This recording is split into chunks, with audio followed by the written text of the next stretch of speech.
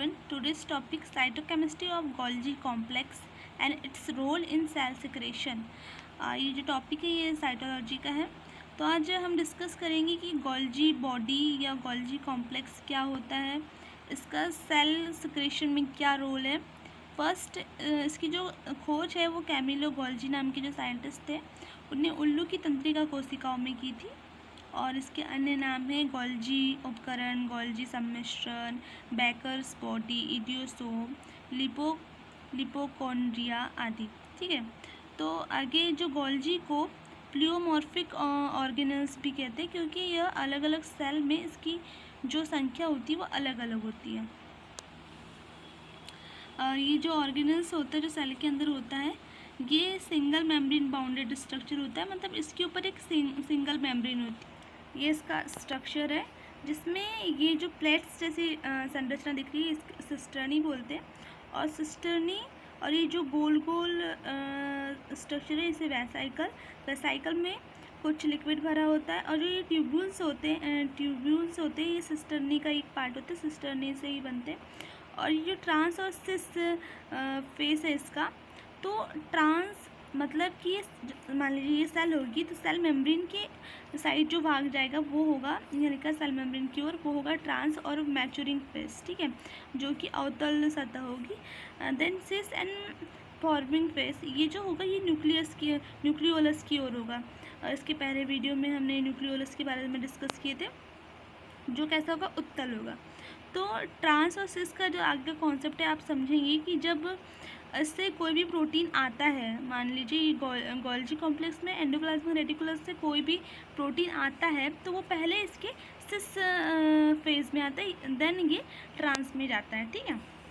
Eukaryotic cells में absent होता है, प्रोकैरियोटिक सेल्स में एब्सेंट होता है और यूकैरियोटिक सेल्स में प्रेजेंट होता है. लेकिन कुछ जैसे कि मानव आरबीसी में, फंगी में और सी ट्यूब यानी चाली नलिका जो प्लांट्स में होती है उनमें एब्सेंट होता है.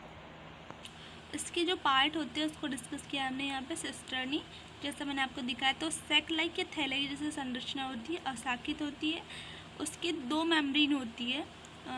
सिस्टर्नी में एक ऊपर एक विन्यासित होती है, मतलब ऐसा है कि जो सिस्टर्नी होगी किसी भी सेल्स के अंदर तो वो एक के ऊपर एक विन्यासित होगी. मान लीजिए आप कॉइन्स लेते हैं तो कॉइन्स को यदि आप लाइन अप करते हैं एक के ऊपर एक तो जैसा उसका स्ट्रक्चर दिखेगा सिस्टर्नी सेम वैसे दिखेगी. गोल्जी बॉडी में 3 से 7 सिस्टर्नी प्रेजेंट होती है. पारदर्शी द्रव्य भरा होता है. आगे पुटिकाई या वेसाइकल ये जो होती है गोलाकार रचनाएं होती है और पदार्थ से भरा हुआ, जैसे मैंने आप लोगों को पहले बताया था. इसमें ट्यूब्यूल्स की बडिंग, मतलब जो ट्यूब्यूल्स होते हैं उनमें बडिंग की प्रोसेस होती है जिनसे वेसाइकल्स का निर्माण होता है. आगे नलिकाएं या ट्यूब्यूल्स ये इनकी पेरिफेरी यानी परिधि में प्रेजेंट होते हैं और सिस्टर्नी से संबंधित होते हैं. इसके फंक्शंस देखते हैं हम. इसके फंक्शन क्या क्या होते हैं. सबसे फर्स्ट सिक्रेशन, जैसा उसका मेन फंक्शन ही कि सेल्स में क्या सिक्रेट करता है, क्या रोल है इसका. तो इसे principal director of macromolecular traffic in cells कहा जाता है.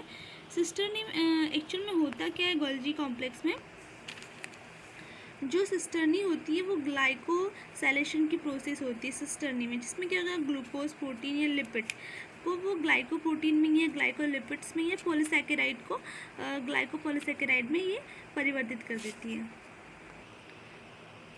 आगे पैकेजिंग, मतलब जो गोल्जी बॉडी होती है वो पैकेजिंग में हेल्प करती है. आगे गोल्जी बॉडी लाइसोसोम के फॉर्मेशन में हेल्प करती है. सेल डिवीजन में सेल प्लेट, मतलब जो सेल डिवीजन होता है पहले केंद्रक का होगा फिर साइटोप्लाज्म का, देन लास्ट में जब उसमें प्लेट बनेगी या खाज बनेगी तो उसके में प्लेट बनने में भी पार्टिसिपेट करती है. स्पर्म के टिप में जो एक्रोसोम होता है उसके निर्माण में भी, ओवा पर स्थित पित्तक झिल्ली के फॉर्मेशन में भी, पॉलीसैकेराइड की सिंथेसिस में, जैसे मैंने आपको ऊपर बताया था. सेल मेम्ब्रेन में स्थित कार्बोहाइड्रेमल सैलिक एसिड का भी निर्माण करता है ये. ठीक है. तो ये इसका फर्स्ट पार्ट हो गया. इसके बाद इसकी साइटोकेमिस्ट्री एंड इसका सिक्रेशन, सेल में क्या ये सिक्रेट करती है, उसको हम नेक्स्ट वीडियो में देखेंगे.